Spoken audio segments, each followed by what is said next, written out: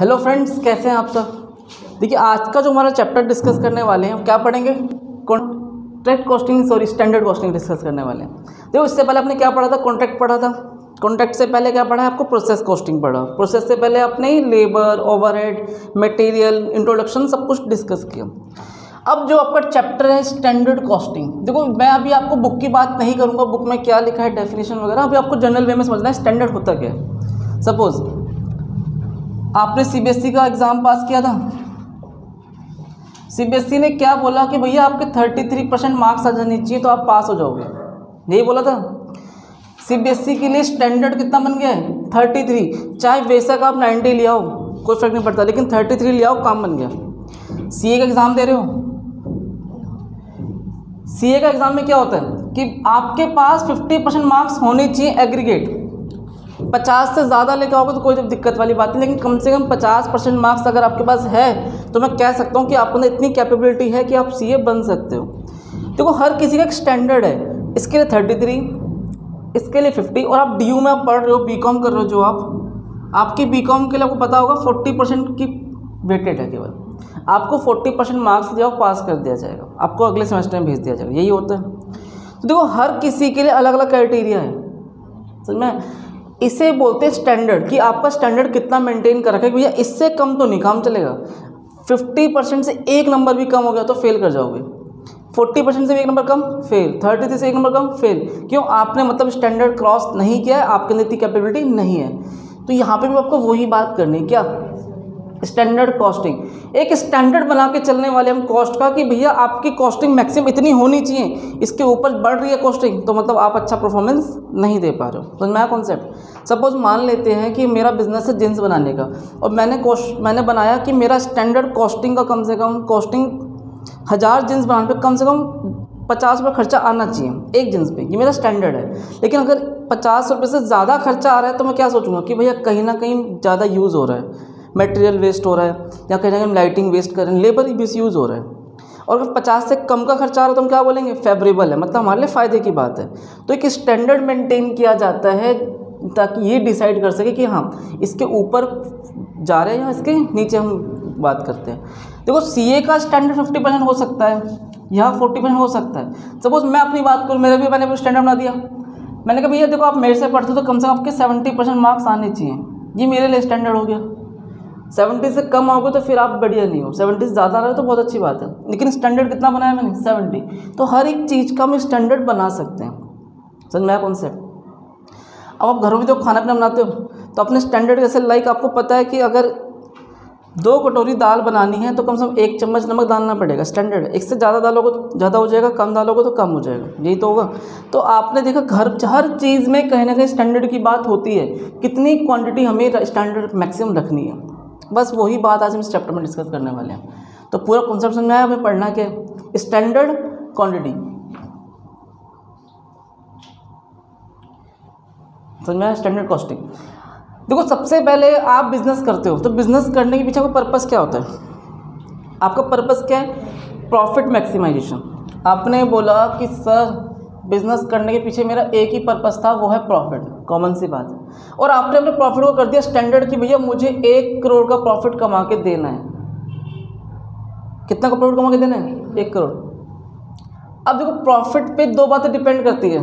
एक तो सेल पे डिपेंड करता है प्रॉफिट आपका, और एक करता है कॉस्ट पे। कॉमन सी बात है, सेल बढ़ती जाएगी प्रॉफिट बढ़ेगा, एक इम्पैक्ट। दूसरा, कॉस्ट कम कर दो तो भी प्रॉफिट बढ़ेगा, 2 इम्पैक्ट हो सकता है।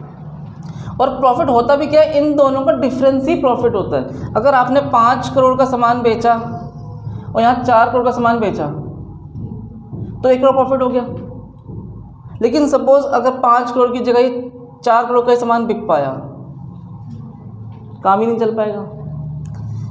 5.5 का बिक जाए तो प्रॉफिट ज़्यादा हो जाएगा। देखो, हमारा कॉन्सेप्ट सेल पे तो अभी नहीं है। क्यों? सेल तो डिपेंड करता है लोग खरीदेंगे कि नहीं खरीदेंगे, कस्टमर पे। लेकिन कहीं ना कहीं कॉस्ट पे तो हमारा हक हो सकता है ना, हम इसे ठीक कर सकते हैं। क्यों? कॉस्ट को हम मैनेज कर सकते हैं, कम से कम कर सकते हैं। अगर मेरे को दिख रहा है कि 4 करोड़ खर्चा आता है तो इसे हम कम से कम 3.5 पे तो कर सकते हैं। ऐसी कोशिश करो तो कि भैया कम से कम खर्चा बने, ताकि हमारा प्रॉफिट धीरे धीरे और बढ़ने लगे। समझ में? हमें सेल पे ध्यान तो देखो, सेल तो ध्यान देना ही देना है, लेकिन हमारा मेन कॉन्सेप्ट क्या है? कॉस्ट को ठीक करना है, कॉस्ट को कम से कम रिड्यूस करना है। और कॉस्ट में भी आपने सीखा था अब तक, क्या सीखा कि एक होता है मटेरियल, एक सीखा आपने लेबर, और एक सीखा ओवरहेड। अब ओवरहेड में दो होते हैं, एक फिक्स्ड के कुछ खर्चे फिक्स्ड लाइक, और कुछ वेरिएबल, ये भी सीखा था आपने। बिजली का बिल, सॉरी रेंट हो गया, इंटरेस्ट हो गया, वॉचमैन की सैलरी फिक्स्ड है। वेरिएबल में क्या है? रॉ मटेरियल, इंक वगैरह सब हमारा वेरिएबल में था। अब सपोज 4 करोड़ में से हमने खर्चा किया 2 करोड़ यहाँ, 1 करोड़ यहाँ और 1 करोड़ यहाँ।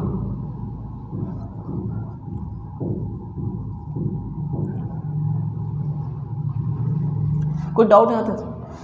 अब एक बात बताओ, आपने कहा कि सर मटेरियल पे आपने कितना पैसा खर्च किया? 2 करोड़। अगर मटेरियल में वेरिएंस आ जाए, उतार चढ़ाव आ जाए, आप सोच के बैठे थे कि मैं जो यूनिट यूज़ करूँगा वो 5 रुपये की आएगी, स्टैंडर्ड बनाते इसमें आपने वैसे सोचा कि भैया इतना बनाने के लिए 5 रुपये के हिसाब से सामान लाना है और सामान बना के कंप्लीट करना है। जो अपने जीन्स का कपड़ा काटा, सपोज जीन्स की फैक्ट्री हमारी, आपने सोचा 5 का है, क्या मार्केट में गए तो 5 का मिल भी गया क्या?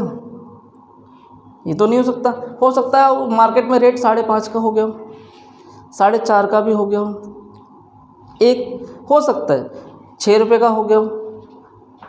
आपने देखा कि सब मटेरियल की अगर कॉस्ट बढ़ जाए या घट जाए तो कहीं ना कहीं उसका इम्पैक्ट किस पर पड़ेगा? प्रॉफिट पे पड़ने वाला। क्यों? कॉस्ट बढ़ेगा घटेगा। तो ये मटेरियल वेरिएंस हमने देखा, मटेरियल के अंदर भी उतार चढ़ाव देखने से भी बहुत बड़ा इम्पैक्ट पड़ता है कॉस्ट के ऊपर, आपने देखा है। एक बात और, आपने सोचा था कि भैया मुझे 500 किलो प्रोडक्ट ए यूज़ करना है और 500 किलो प्रोडक्ट बी यूज़ करना था, आपने स्टैंडर्ड बनाया था, तब जाके मेरा ये प्रोडक्ट तैयार हो जाएगा। लेकिन आपने रियल में जाके देखा, एक्चुअल में आपने 500 की जगह 700 केजी यूज़ किया। क्या होने वाला है इससे? कॉस्ट बढ़ेगी। आप छोटा एग्जांपल केक बनाते हो, मैं केक का एग्जांपल लेता हूँ। हाँ, केक के लिए क्या क्या चाहिए? अगर 1 पीस केक बना रहे हो तो आप आधी किलो मैदा, आधी किलो ज़्यादा हो जाएगा, 1/4 चीनी मान ली, जैसे आपने शुगर। एक केक को चलो हटाओ, भी अब थोड़ा सा ज़्यादा कर दो, 2 कर दो। और बताओ क्या क्या चाहिए केक के लिए? क्रीम चाहिए होती है। और बताइए, क्रीम के अलावा शुगर हो गया, क्रीम हो गया, ब्रेड हो गया। चलिए भैया, तुमने कहा ब्रेड, आपने बोला कि सिर्फ क्रीम का 1 पैकेट चाहिए, ब्रेड का भी 1 पैकेट चाहिए। मैंने एक नॉर्मल एग्जाम, लेकिन आपको बनाना तो आता नहीं है और आपने 2 केक बनाने के लिए सब कुछ ख़राब कर दिया। 2 ब्रेड लगा दी, क्रीम भी 2 यूज़ कर दी, और शुगर हाफ की जगह आपने 1/4 की जगह 1/2 कर दिया। कहीं ना कहीं इससे क्या होगा? कॉस्ट पे फ़र्क पड़ेगा। जो केक बनना चाहिए था 70 रुपये में, 80 रुपये में, वो केक जाते सीधे बन जाएगा 100-125 रुपये का। फ़र्क पड़ेगा ना। आपने क्या, अच्छा भी नहीं बनेगा है ना।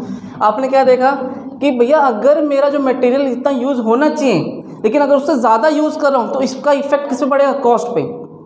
कॉमन सी बात समझ में आ रही है पूरी बात? तो फैक्ट्रियों में भी यही होता है, जितना हमारा स्टैंडर्ड है कि हमें इतना मटेरियल यूज़ करना है, बट अगर उससे ज़्यादा मटेरियल यूज़ कर दे तो इसका सीधा इम्पैक्ट किस पे पड़ता है? कॉस्ट पे।